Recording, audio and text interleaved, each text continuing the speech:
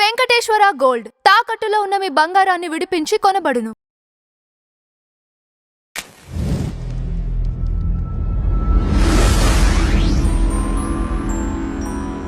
ఎవరైతే converted Christians ఉన్నారో convert అయి ఉంటారు కాబట్టి వాళ్ళకి ఎలాంటి రిజర్వేషన్స్ లేవు.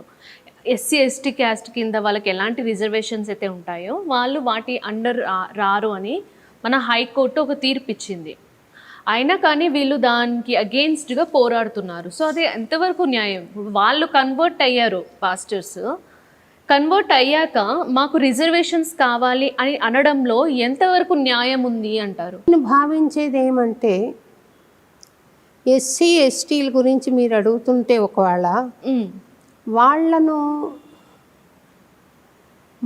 పురాతన కాలంలో చాలా కష్టాలకు గురి చేసిన మాట వాస్తవం. వాళ్ళు అందరూ తాగే చెరువులో నీళ్లు తీసుకోకూడదు, నా ఎదురుగా చెప్పులు వేసుకొని నడవకూడదు, నువ్వు వేదం వినకూడదు అని ఆంక్షలు విధించిన విషయం వాస్తవం. నా అనుభవమే ఒకటి చెప్తాను. నేను మా పల్లెలో ఇక్కీరప్ప, ఆమె పేరేందిరా, ఇక్కీరప్ప అని ఒక ఆయన ఉన్నాడు. ఓబి కూతురు ఉంది. ఓబి కూతురుని ఇక్కీరప్పకి ఇచ్చారు. వాళ్ళిద్దరూ తత్వాలు చాలా బాగా పాడేవాళ్ళను. సూపులోనే సూపురు, వాళ్ళు సూపురే అని పాడతారు. వాళ్ళు ఈ చూపులోనే చూపు అంటే అంతర్దృష్టిని చూపులోనే చూపురో అని పాడుతున్నారు. నేను ఆ తత్వాలు వాళ్ళ పాడితే, పుట్టమ్మ ఆమె పేరు ఇప్పుడు గుర్తొచ్చింది, పుట్టమ్మ ఎక్కీరప్ప, ఏక్తార్ తీసుకుని వాళ్ళని రమ్మని మా ఇంటి చావడ ఉంది అక్కడ కూర్చోబెట్టి నేను చేరేసుకొని కూర్చున్నా. ఇలాగా వాళ్ళు దిన్నె మీద కూర్చోమంటే మేము కింద కూర్చుంటామని కింద కూర్చొని tongue tongue tongue tongue tongue tongue అని ఏకతార వేసుకుంటూ పాడుతున్నారు. నేను వింటూ ఆనందిస్తున్నా. వెనక దారి ఉంది మాకు, మా ఇంటికి.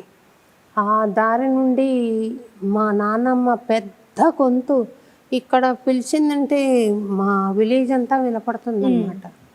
అటువంటి హే మీరు వచ్చారా, ఆ పిల్ల చిన్నపిల్ల వచ్చి మిమ్మల్ని రమ్మంటే వచ్చి ఇంట్లో కూర్చోవడమేనా, నట్టింట్లో ఇట్లా లేచిపోండి అని తరిమేసింది. వాళ్ళు పాడుతున్న వాళ్ళు పాట ఆపేసి ఇద్దరు లేచి బయటికి వెళ్ళిపోయారు. నేను చాలా దుఃఖపడ్డా, చాలా అంటే చాలా దుఃఖపడ్డా. మా ఇంట్లోకి కూడా రాలేదు, బయట ఇట్లా చావడం ఉంటుంది అక్కడ కూర్చొని పాడుతున్నాను.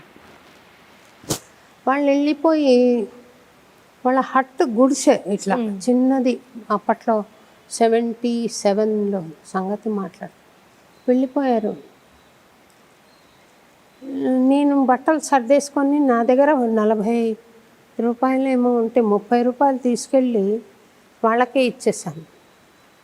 వాళ్ళకి ఇచ్చి, మీరు చాలా బాగా పాడినారు, నేను మళ్ళా వచ్చినప్పుడు మీకు మళ్ళీ కబురు పెడతాను, మా నాన్నమ్మ అన్నదానికి ఏమనుకోకండి అని ఇచ్చేసి 10 రూపాయలు నాకు పెట్టుకున్నాను. ఎందుకంటే తిరుపతికి వెళ్ళిపోవాలి, మా పల్లె నుండి 4 గంటలు ప్రయాణం.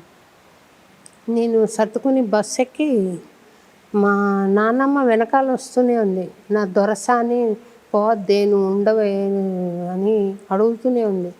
నువ్వు అట్లా చేయడం నాకు బాగా నచ్చలేదా నాన్నమ్మ, మేము అవ్వ అంటాము అక్కడ నాన్నమ్మని, అవ్వ నువ్వు అట్లా చేయడం మాకు నచ్చలేదు, నువ్వు అట్లా చేసి ఉండకూడదు అని నేను బస్సు ఎక్కి తిరుపతి వెళ్ళిపోయాను. ఈ సంఘటన ఒకటి నాకు చాలా మనసులో హత్తుకుని, ఈ ఎందుకు వాళ్ళని అట్లా చిన్న చూపు చూడాలి. నాకు అన్నమాచార్య కీర్తనలో అర్థాలు ఎన్నో పాటలు రాశారు ఆయన, ఈ సమానత్వాన్ని చాటుతూ. ఏ కులజుడైననేమి ఎవడైననేమి ఈతల ఆతడే హరి నెరిగినవాడు. ఎవరైతేనేంటి, ఎవరు తెలుసుకుంటే తత్వము వాళ్ళే గొప్పవాళ్ళు. ఎక్కువ కులజుడైన హీన కులజుడైన నిక్క మెరిగిన మహానిత్యుడే ఘనుడు. గొప్పవాడెవరు అంటే సత్యం తెలుసుకునేవాడే తప్ప పుట్టి దురాచారాలన్నీ చేసి ఇంకా నేను గొప్పవాడిని చెప్పుకునేవాడు కాదు. అందులో మంచి వాళ్ళు ఉన్నారు, నేను వాళ్ళని అనట్లేదు. పుట్టుకతో పుట్టిన మంచి సంస్కారంతో, మంచి నడవడికతో, మంచి ఆచారంతో, 10 మంది పట్ల ప్రేమతో ఉన్నవాళ్ళు ఉన్నారు. వాళ్ళు కాదు, కొంతమంది మేము పుట్టుకతోనే గొప్పవాళ్ళము అని ఫీల్ అయ్యి ఇతరులను కించపరుస్తూ వాళ్ళను తక్కువగా చూడడం అనేది మంచిది కాదు అని అన్నమయ్య చాలా శ్రోత్రియ కుటుంబంలో పుట్టినవాడు అన్నమయ్య, అయినా కూడా చెప్పాడు ఆయన.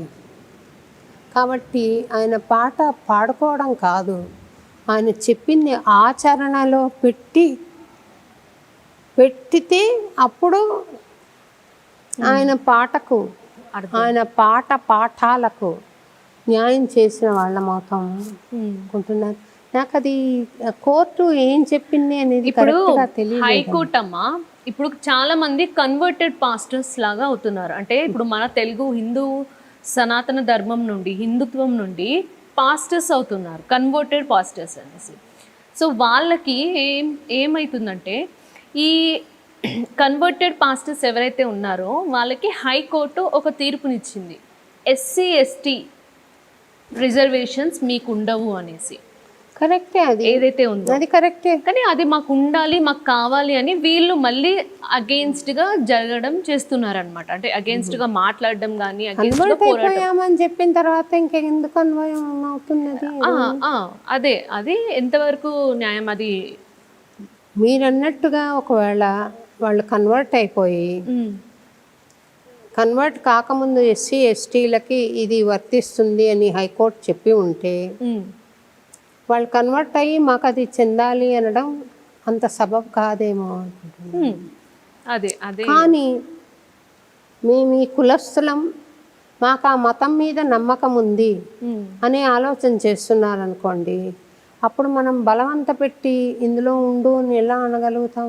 అవును, మన లోపం ఏముంది, అలా వెళ్ళిపోయారు వాళ్ళు అని కూడా ఆలోచన చేయవలసిన అవసరం ఉందేమో అమ్మా.